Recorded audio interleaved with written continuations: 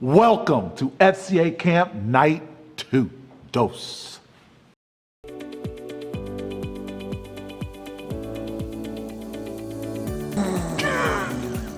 Welcome back. I bet Hey, so let's do something completely different. let's switch it up. So, you guys probably. Wow, this is cool. I like this view I like over here. that spot. That's a really good spot. I think the light just hits you a lot better. I think that, this is my good side anyways. But you guys are back. Welcome. We're still not in Pella. Speaking of Pella, are you gonna? Oh, yeah, I'll give, let me, Matt, where are you? You know, he doesn't even know where he's at for sure. You're not in Pella, and you're not in Des Moines. Okay, all right. He might be in a cornfield All right, somewhere. okay, hang on. Oh, hey, we're on. I'll call you back in a little bit. Yeah, we gotta go. So again, welcome. We are at a screen near you, and I hope you guys enjoyed yesterday. You're gonna love today. And you got a good word or anything? I got a word that's, hey, I hope you had fun yesterday. Today is even gonna be a better day. Because RJ has on a different shirt, so. Strong. That's not any of our days though. Oops. All right, hey, now we're going to open with the prayer, and we have no idea who's going to be praying for sure, but we know who they're going to be praying to. So let's bow our heads, we're going to pray. Hi there, I'm Adam Timmerman. I'm the Northwest Iowa Area Director for FCA and played a little ball back in my day, so I'm sure you're all looking forward to camp. You are all here for a purpose and a good reason, so I'm glad to have all of you. And I'd like to open us up with prayer, so please bow your heads with me and fold your hands, please. Dear Lord, I want to thank you for everyone who's joining tonight, and I want to lift up Mike as he brings his message, and we just pray that all of our ears are open so we can hear your message coming through Mike tonight. We just pray that we all are filled with that desire to know you and grow in our faith and grow in our relationship with you, Lord, that you are the provider of all things, and your grace is enough for us to be saved tonight, Lord. Please be with us and bless our time, and as we worship you, that you are lifted up. We love you in Jesus' name, amen. In all my years of playing ball, I wish I could have had a virtual camp. I'm sure it's a lot cooler than most of our football camps. So everyone have a great camp and enjoy your time together in fellowship and your time with the Lord and growing in your faith. I pray that all of you glorify and honor God with your sport on the field, and the way that you work hard and play the game reflects your relationship with the Lord. Have fun at camp. Thank you so much for the prayer, whoever that was. We might have just picked them up off the side of the street, but It was good, though. it was awesome. Yeah, They prayed to the man. Yeah. So we're back, and we're going to do the chapel part, which is going to be Mike O'Connell. Again, my guy, OC. He's awesome. He's amazing, and he's spitting hot fire. So, yeah, that's all I got. Welcome. Hey, just to encapsulate where we're going here, we're talking about giving 100%.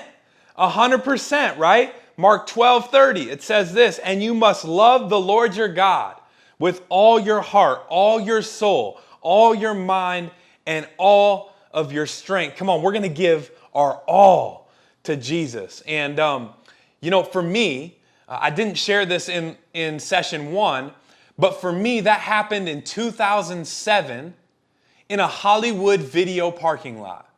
I was a sophomore at Iowa State University playing football, and I had just walked through one of the darkest seasons of my life. I was struggling with hopelessness and even some depression, and I walked through some relational issues. And I'll tell you what, I had no hope. And I was sitting in the Hollywood video parking lot with a teammate of mine named Curtis Taylor. And we were getting ready to rent a movie because we were just going to hang out and veg out. It might have been during spring ball. And I'll tell you what, that night we ended up sitting in front of that movie store for just over an hour having a conversation about faith.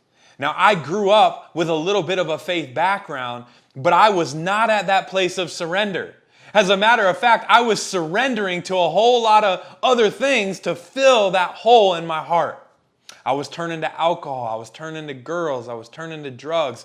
And even as an athlete, I was turning to the wrong things. The things that wouldn't even help me in my sport, But when you're hopeless and when you're void of peace, you'll do anything to try to fill the gap, right?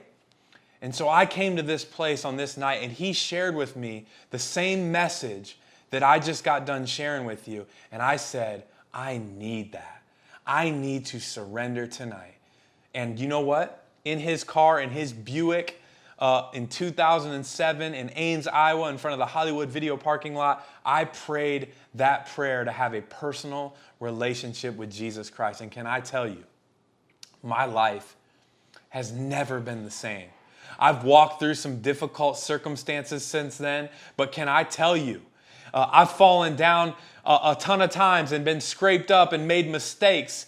But guess what? This walk with Jesus isn't about perfection. It's about progress. It's about moving forward, knowing that God will never leave me nor forsake me. And he washed me clean. He made me white as snow. And if you just made the decision to surrender in lesson number 1, can I tell you that it's the best decision that you made in your life? And God will do something amazing through this season of surrender. Now, surrender is an important piece to this process. But I want to tell you, if we're going to give 100% to God, surrender is just part of the process. The second piece, which I would consider like a fundamental, right? The fundamentals in sport are so important. But the second thing I want to talk to you about in regards to this idea of giving 100% to God is this idea of surrounding yourself with people who are going to point you towards Jesus, who are going to call you higher, who aren't going to let you settle for anything less than 100% to Jesus. The scripture that I want to cover is from Philippians chapter 2, verse 2. It says this, Philippians 2, verse 2, you can turn there, it's in the New Testament in your Bible, and it says this, then make me truly happy. This is Paul, one of the apostles writing. He's saying, then make me truly happy by agreeing wholeheartedly with each other, loving one another, and working together with one mind and one purpose. See, Paul is calling the church at Philippi to love one another, to work together with one mind and one purpose. And really, this idea just reveals that we need to check our circle, that we need to consider who we're surrounding ourselves with. Because the question I want to ask you is this: how do you respond when you see a committed teammate of yours giving 100%? When I was an athlete and I saw a teammate giving 100%, it encouraged me. As a matter of fact, their commitment helped me raise my own standard. See, and in the game of life, the same is true.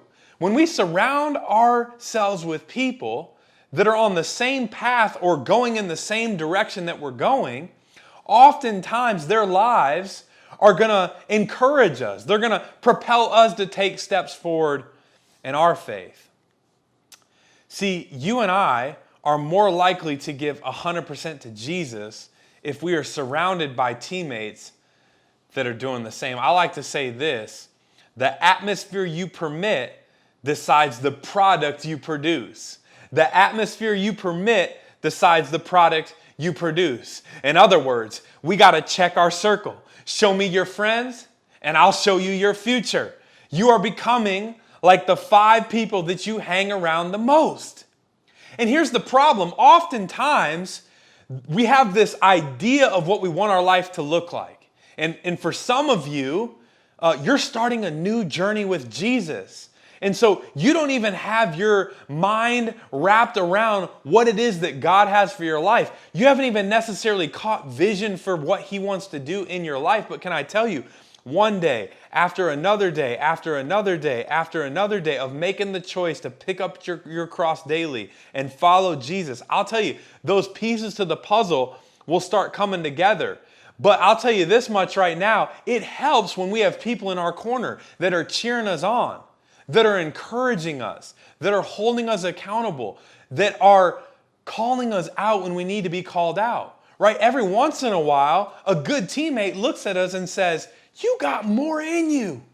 Come on, there is more inside of you. I want to tell you a story to illustrate this idea of being surrounded with people that won't you settle for less than God's best for your life. See, I told you the story about Curtis Taylor leading me to Christ in his Buick in 2007 in front of the Hollywood Video parking lot. Fast forward to the spring of 2009, so a couple years later, I had just finished spring ball. So in college football, you get 15 practices in the spring where you get to get better, and oftentimes it's during spring practice that you're really setting yourself up for a roster position come fall time. And so Paul Rhodes had just come into Iowa State. It was my third head coach. Now, a little bit more about my story is I started as a walk-on. As a matter of fact, I started in the visitors' locker room. I was one of 10 guys my freshman year running out of the tunnel with no name on the back of my jersey. I mean, I started from the bottom.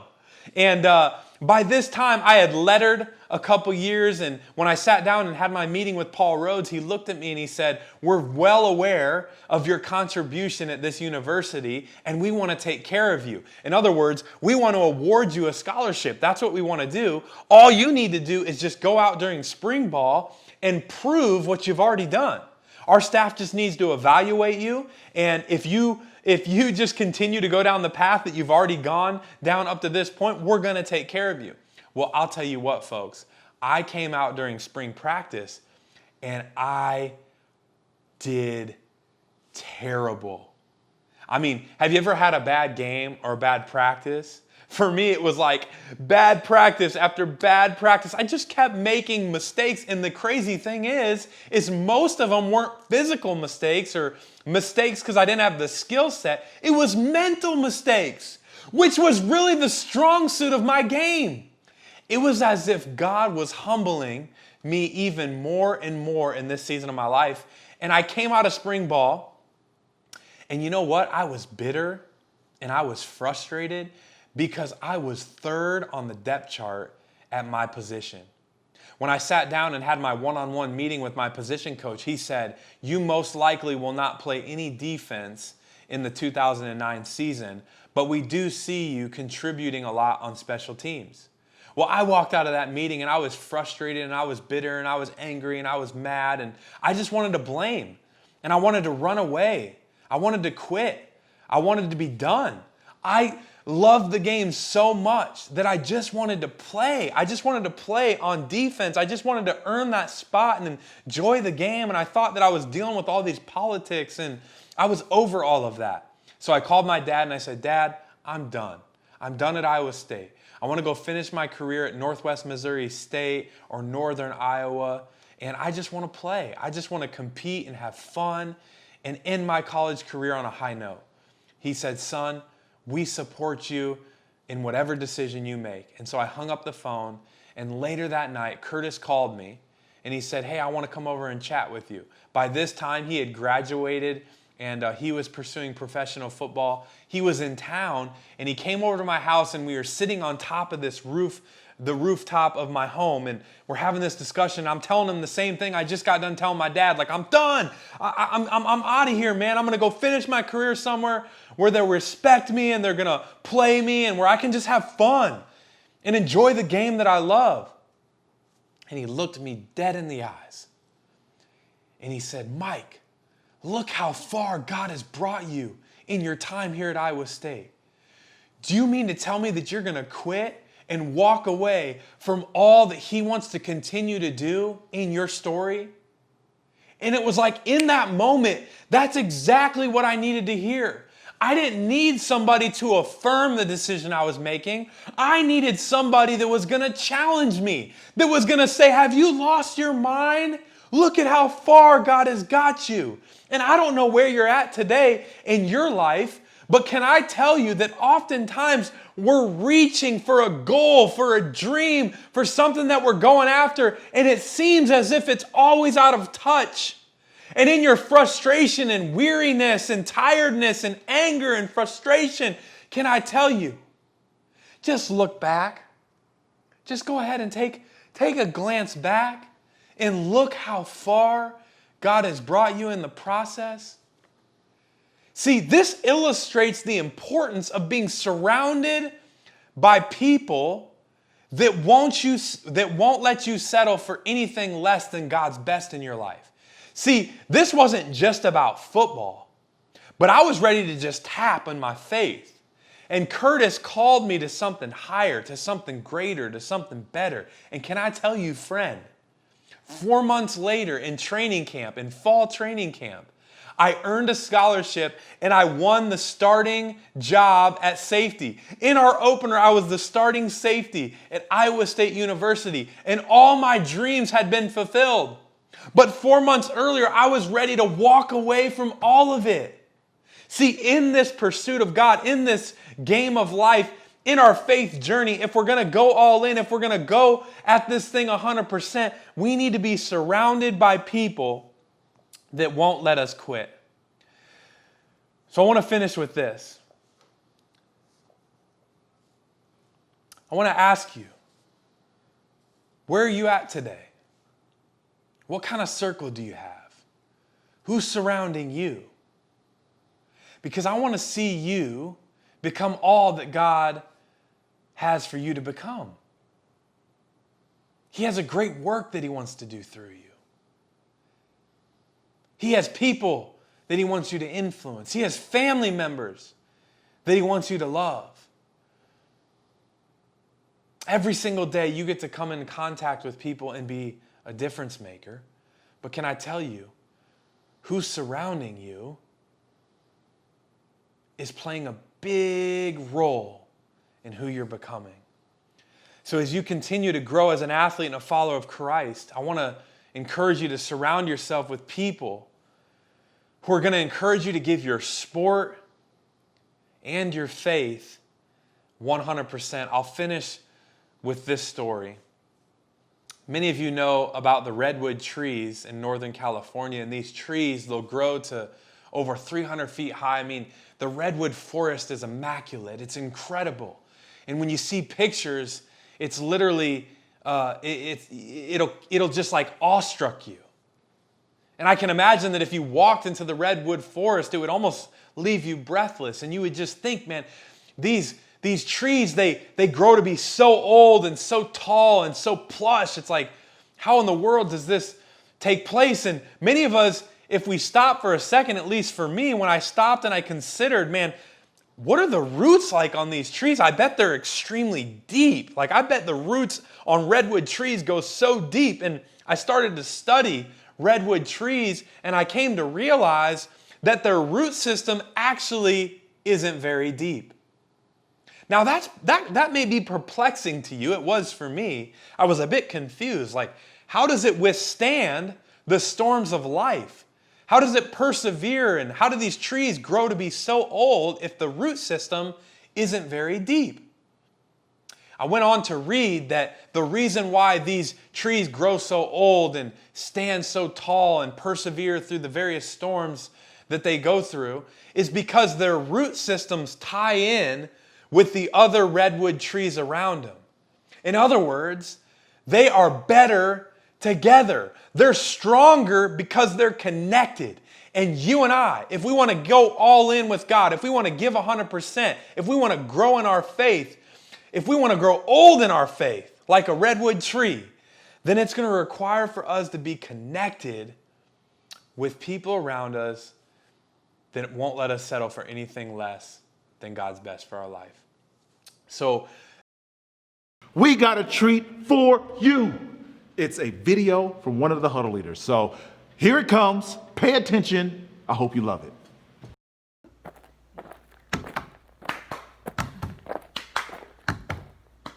When you're not giving 100%.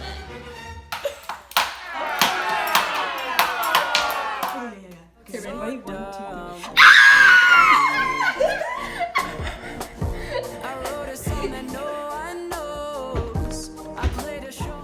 When you are giving 100%. Yeah! Perfect.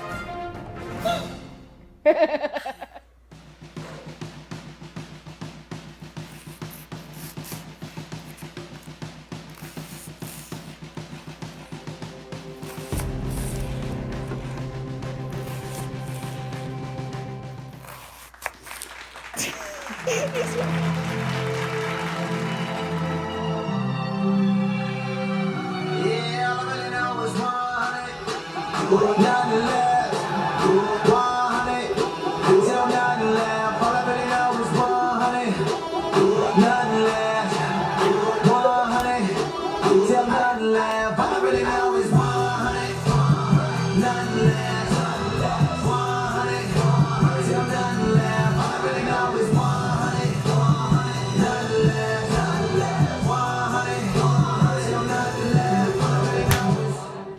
FCA friends, I really hope that video brought you a little smile to your face, brought you some joy in these troubling times.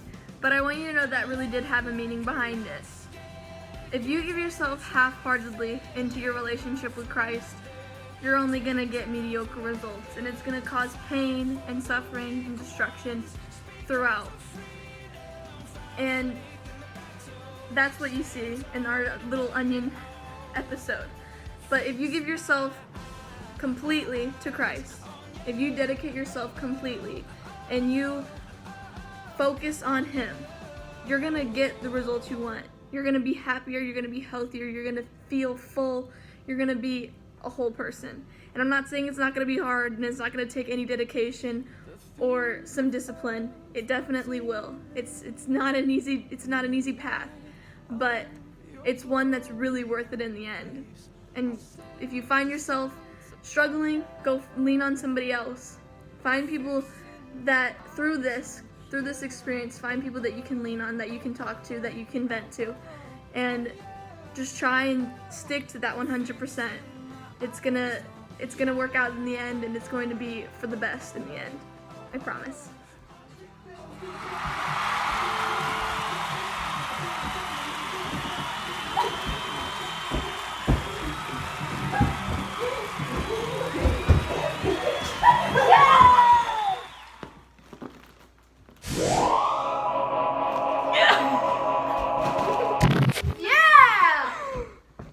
All right, hey, we know you. We couldn't be here at camp this week, and you couldn't do your some of your workouts and conditioning that we would normally be doing. So we got a great idea. We talked to some of our athletes from Iowa, from Iowa State, and from Drake, and they put together a really cool core workout. So if you need a workout, if you don't have something your coach gave you, these athletes posted a fun and an effective core workout similar to, it won't be anything like, if you want to not look like this, Yeah, you can do the workout. This is the before picture, before the workout. But the workouts will be available online. It'll be hashtag @pound, Venmo, SnapMe, Zoom, TokTok. What are the social media services? All kinds of stuff. But it'll be on. Did you say Facebook? That one, yeah, that one too, that one We got too, that one too. Facebook. But it will be on our social media, so be able to check that. We hope you check that out and try the workout. And let RJ know how it went. All right, well that's a wrap for night number 2. Count them. Night number 2. There you go. Okay. And hey, thanks for being with us. OC brought a great message. I had a couple great videos, great testimonial. So now we're going to Your Zoom rooms. I know some of you guys probably had some hiccups clicking on. Just go to the link that your huddle leader sent you. It should be in your calendar, in your email. Click on it. See you later. Okay, huddle leaders, don't forget after your time tonight with the campers, click back on RJ's Zoom invite he sent, and we're gonna hang out with you guys a little bit afterwards. Have a great night, you guys. See ya.